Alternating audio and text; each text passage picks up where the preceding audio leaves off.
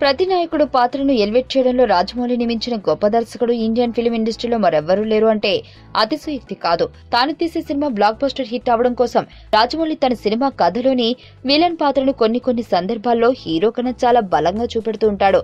అందువల్లే రాజమౌళి సినిమాలోని విలన్ పాత్రలు ఆ సినిమాలను చూసే ప్రేక్షకుల హృదయాల్లో శాశ్వత స్థానాన్ని ఆక్రమించుకుంటూ ఉంటాయి. ఇటీవలే 1000 కోట్ల మైలురాయిని దాటిన బాహుబలి 2 విశేషాలను వివరిస్తూ రానా ఈ రోజు ఒక ప్రముఖ దినపత్రికకు ఇచ్చిన ఇంటర్వ్యూలో తనకు రాజమౌళి చేసిన పని వల్ల కలిగిన బాధను వివరించి అందరికీ షాక్ ఇచ్చాడు.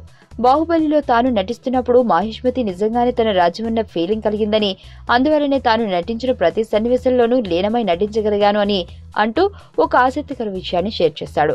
ఈ సినిమా కోసం క్రియేట్ చేసిన తన 60 అడుగుల బల్లాల దేవ విగ్రహం చూసుకుని అది నిజంగానే తన సొంతమన్న ఫీలింగ్ తో నటించిన సందర్భాలను వివరించాడు రానా.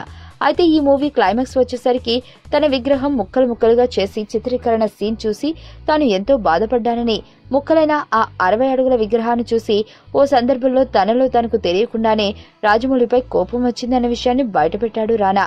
ఇప్పటికీ ముక్కలైన ఆ 60 అడుగుల విగ్రహం రామోజీ ఫిలిం సిటీలోనే ఉండడంతో ఈ విషయాన్ని తలుచుకున్నప్పుడల్లా తనకెంతో బాధ కలుగుతుంది అని అంటూ తనపై తాను సెటార్లు వేసుకుంటున్నాడు ఈ బల్లాల దేవుడు.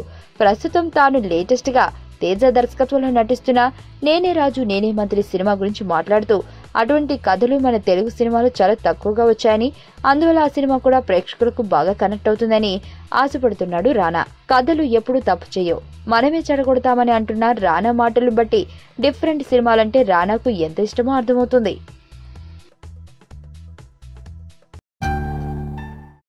నా పేరు ధనుష్ రిషి, అందరూ ముద్దుగా దరి అని పిలుస్తుంటారు. దేవుడికి నా పైన ఉన్న క్లారిటీ, నా బ్యాడ్ లక్ ఉన్న గ్రావిటీ నాకు చిన్నప్పుడే అర్థమైంది.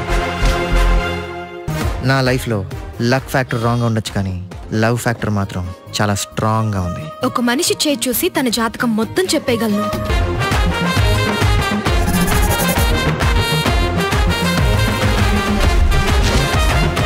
Coming soon.